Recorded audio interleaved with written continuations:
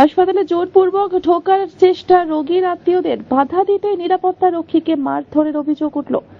Uniform ছিঁড়ে দেওয়া হয়। শনিবার সকালে আনুমানিক 10টা নাগাদ মালদহের চাঁচল সুপার স্পেশালিটি হাসপাতালের ঘটনায় চাঞ্চল্য ছড়ায়। দুই যুবককে আটক করেছে চাঁচল থানার পুলিশ। হাসপাতাল সূত্রে জানা গিয়েছে, আক্রান্ত নিরাপত্তা রক্ষীর নাম মনসুর আলী। তার প্রাথমিক চিকিৎসা করানো হয়েছে। অভিযোগ, ভিজিটিং আওয়ার্সের সময় না হওয়ায় দুই যুবক জোরপূর্বক হাসপাতালে ঢোকার চেষ্টা করে। তাদের কাছে ভিজিটিং কার্ডও ছিল না। বাধা দিতে নিরাপত্তা রক্ষীর উপর তেড়ে আসে, এমনকি মারধর করে জামা সহ বোতাম ছিঁড়ে দেওয়া হয় ওই নিরাপত্তা রক্ষীর। টেনে দেখি, দেখো না তো তারা আমরা থানা বাদ সব ছেড়ে আর ফেলে দিয়েছে আমাকে নিচে। আমি ওই জুতোটা পরে পিছিয়ে পড়েছি, মানে ধরে এমন ধরেছি যে মানে কি করবো।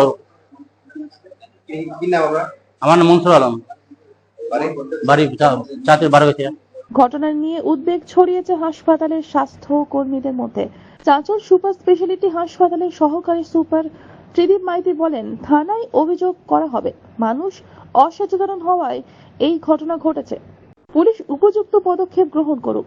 দুই যুবককে আটক করে ঘটনার তদন্ত শুরু করেছে চাঁচল থানার পুলিশ। সিকিউরিটি বরাবরই চেষ্টা করে হসপিটালের শান্তি শৃঙ্খলা বজায় রাখার, সঙ্গে পুলিশ প্রশাসনও। কিন্তু আমাদের এই কিছু পেশেন্ট পার্টি মানে হিট হয়ে অনেক সময় উত্তেজিত হয়ে আমাদের সঙ্গে খুব গালাগালি মিসবিহেভ করে, রাত্রিবেলা ড্রিঙ্কস করে এসে ঝামেলা করে।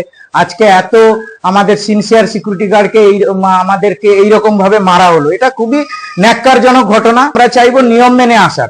খুব অসুবিধা হলো, অ্যাক্সিডেন্ট হলো, এমার্জেন্সি কিছু মারা গেছে, সেগুলো আমরাও ছেড়ে দিই। কিন্তু পাবলিককে, হসপিটালকে শান্তি শৃঙ্খলা যদি পাবলিক হেল্প না করে, তাহলে আমরাও স্বাস্থ্য পরিষেবা ভালো দিতে পারবো না। মালদহ থেকে দেবাশিস পালের রিপোর্ট, আনন্দ বার্তা।